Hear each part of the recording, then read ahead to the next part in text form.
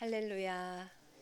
네, 오늘도 새벽 예배 자리에 나오신 우리 성도님들을 사랑하고 축복합니다. 옆에 계신 분들과 평화 인사 나누시겠습니다. 평화를 빕니다. 평화를 빕니다. 네, 월요일이라 많이 피곤하시죠? 네. 오늘 함께 나눌 시편 20편은 전쟁에 출정하는 그 다윗 왕을 위해서 백성들이 하나님께 드린 기도로 알려져 있는데요. 이 시편을 묵상하다 보니 한 구절 한 구절이 정말 환난을 당한 그 사람에게 얼마나 큰 위로가 될까 싶어서 이 내용을, 이 말씀을 잘 외우고 있어야 되겠다, 이런 생각이 들었습니다. 그래서 정말 중보가 절실히 필요한 사람들에게 이 말씀을 정말 읽어주고 또 이 말씀을 저희들 속으로 되뇌이면서 기도를 해주면 참 좋겠다는 생각이 들었습니다. 먼저 오늘 본문인 1절 제가 다시 한번 읽어보겠습니다. 환난 날에 여호와께서 내게 응답하시고 야곱의 하나님의 이름이 너를 높이 드시며. 아멘. 제가 대학교 1학년 때 서클에서 제주도에 여름 여행을 간 적이 있었습니다. 학생들이다 보니 단체로 이제 제주도를 가는데 그때 비행기 그 값이 좀 비싸서 저희들이 목포에 가서 배를 탔습니다. 지금은 제가 배 그 시간을 찾아보니까 4-5시간이면 제주도에 도착하는데 그때는 한 10시간을 배를 타고 제주도를 갔습니다.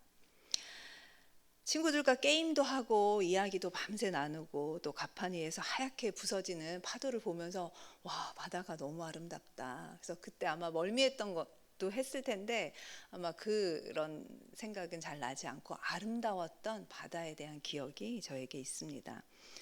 그러나 우리가 만약 고작 이 10시간이 아니라 몇 년을 항해해서 어떤 목적지에 가고자 한다면 바다를 아름답다고만 생각할 수 없을 것입니다. 배가 목적지에 이를 때까지 잔잔했던 바다가 갑자기 거칠어지면서 순식간에 집채만한 파도가 배를 뒤집어 엎을 수도 있다는 그런 위험한 고비들을 여러 차례 겪어야 아마 목적지에 도달할 수 있을 것이기 때문입니다.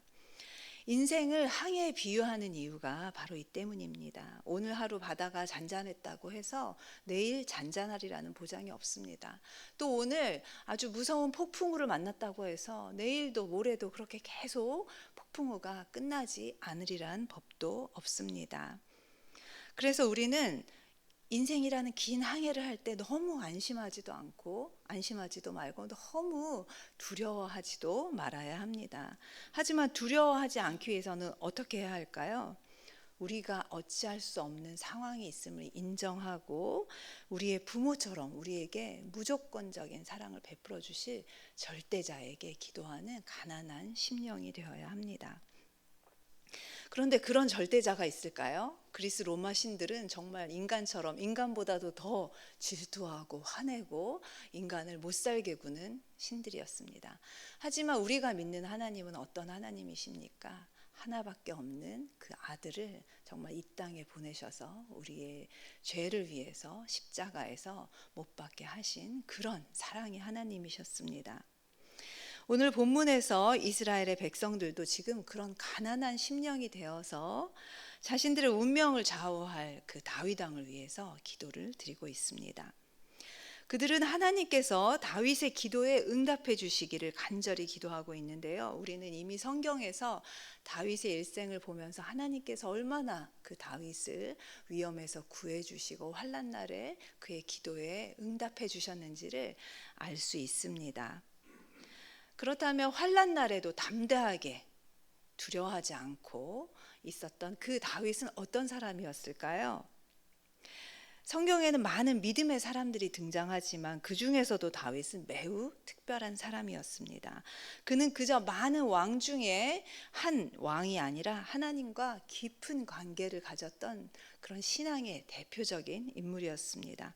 우리는 그의 삶을 들여다보면서 그의 삶과 신앙을 보면서 많은 교훈을 배울 수 있을 것입니다. 먼저 다윗은 하나님을 전적으로 의지하고 신뢰하는 사람이었습니다. 다윗과 골리앗 이야기 모두 아시죠? 저희 초등부 아이들도 다른 거는 몰라도 다윗과 골리앗의 이야기는 잘 알고 있습니다. 하루는 다윗이 이스라엘 진영에 있는 블레셋과의 전투를 앞두고 있는 형들에게 음식을 주기 위해서 그곳에 가죠. 그런데 그곳에 갔다가 엄청난 그 장수인 그 골리앗이 하나님의 군대를 모욕하는 소리를 듣게 됩니다.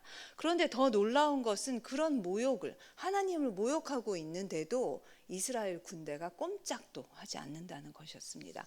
골리앗이 너무나 두려워서 싸우려고 하지 않는 그 이스라엘 군대의 모습을 보고 다윗은 정말 어린 아이였는데도 불구하고 자기가 골리앗과 싸우겠다고 이야기를 합니다. 사람들은 어린 다윗이 골리앗과 상대가 안 된다며 싸움을 말리지만 다윗은 전혀 두려워하는 기색이 없이 자기가 싸울 수 있다고 이야기하죠. 그래서 결국 사울 왕은 다윗에게 전투를 허락합니다. 사무엘상 17장 37절을 제가 읽어드리겠습니다.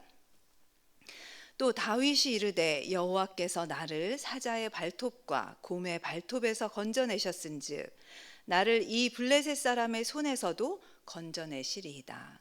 사울이 다윗에게 이르되 가라, 여호와께서 너와 함께 계시기를 원하노라. 아멘.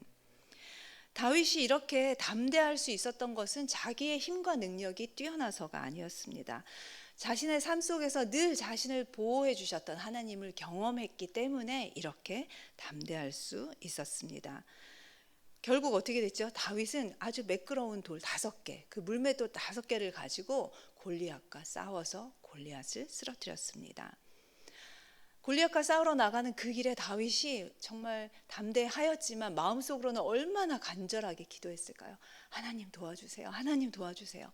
하나님이 하시면 제가 이길 수 있습니다. 이런 기도를 하면서 나아갔을 테고요. 하나님은 그의 기도에 응답하셔서 골리앗을 쓰러뜨려 주셨습니다. 두 번째, 다윗은 항상 하나님께 기도하고 찬양하는 사람이었습니다. 많은 시편이 다윗의 찬양과 기도에서 비롯된 것으로 그의 신앙생활은 늘 기도와 찬양의 연속이었습니다. 여기에 계신 우리 성도님들도 늘 중보기도에 나오시고 새벽 예배에 나오셔서 찬송하고 기도를 매일 정말 하루도 빠지지 않고 하시는 분들인데요. 다윗이 이런 사람이었습니다.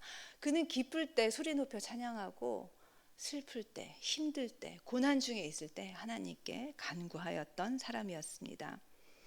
그의 삶은 늘 하나님을 향한 무한한 사랑과 감사로 가득 차 있었는데 제가 시편 23편 모두 다 알고 계시겠지만 읽어드리겠습니다. 한번 눈을 감으시고 제가 읽어드리는 시편 23편을 들으시면서 또 지나온 인생을 한번 생각해 보시면 좋겠습니다.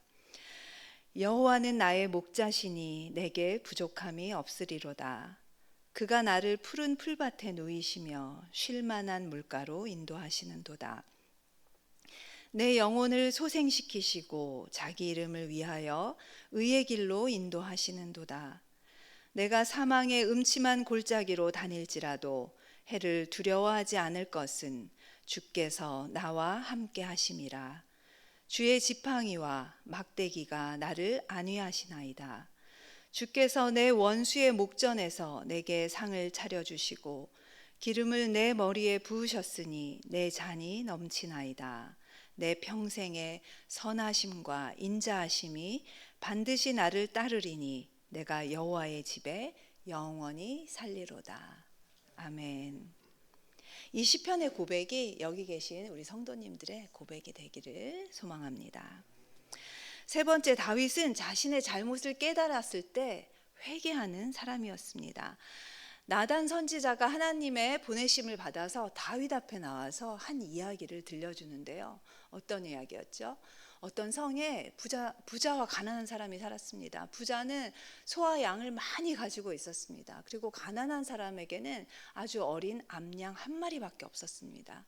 그런데 어느 날 그 부자에게 손님이 찾아오자 그 부자는 자기 양, 자기 소를 대접하는 것이 너무 아까워서 가난한 사람의 그 암양 한 마리를 빼앗아다가 잡아서 손님을 대접했습니다. 다윗이 이 이야기를 듣고 매우 화를 냈습니다. 어떻게 그렇게 나쁜 사람이 있을 수 있냐고 격노했습니다. 그러자 나단은 이 부자가 바로 다윗 왕이라고 감히 그렇게 면전에서 다윗 왕을 지목하며 이야기를 합니다. 밧세바를 범하고 또 그녀의 남편이었던 우리아를 죽였던 그 범죄를 지금 지적하고 있는 것이었습니다. 만약 다른 왕 같았다면 그 자신의 범죄를 지적하는 그 사람을 가만히 살려서 내보내었을까요? 아니겠죠. 세례 요한도 그 헤롯 왕의 잘못을 지적했다가 목이 잘리는 그런 아주 힘든 일을 겪었습니다. 그러나 다윗은 달랐습니다. 자신의 죄를 지적받자 잘못을 인정했습니다. 그리고 하나님께 회개의 기도를 드렸습니다. 사람은 완벽한 사람 없습니다. 온전한 사람도 없습니다. 누구나 잘못된 생각을 하고 실수를 하고 넘어질 때가 있습니다. 하지만 문제는 인정하지도 않고 회개하지도 않는 데 있습니다. 이것이 우리 사회에서 때로는 교회에서까지도 분열과 대립이 멈추지 않는 이유입니다. 하나님은 회개하는 다윗에게 어떠한 일이 있어도 앞으로는 그가 설령 잘못한 일이 있어도 그의 왕위를 영원히 보장한다는 다윗 언약을 허락하십니다. 그가 잘못을 돌이킬 수 있는 사람이라고 믿으셨기 때문에 무조건적인 언약을 베풀어 주신 것이었습니다. 말씀을 맺겠습니다. 다윗은 환난 날의 기도에 응답을 받고 하나님의 도우심으로 마음의 모든 소원이 이루어지는 것을 경험했던 행복한 사람이었습니다. 여기 계신 모든 성도님들도 다윗처럼 하나님을 전적으로 의지하고 신뢰하시고 또 어떠한 상황 가운데서도 하나님께 기도하고 찬양하는 것을 멈추지 않으시고 또 잘못했을 때는 회개함으로 환난 중에 드리는 모든 기도에 응답받으시기를 소망합니다. 기도하겠습니다.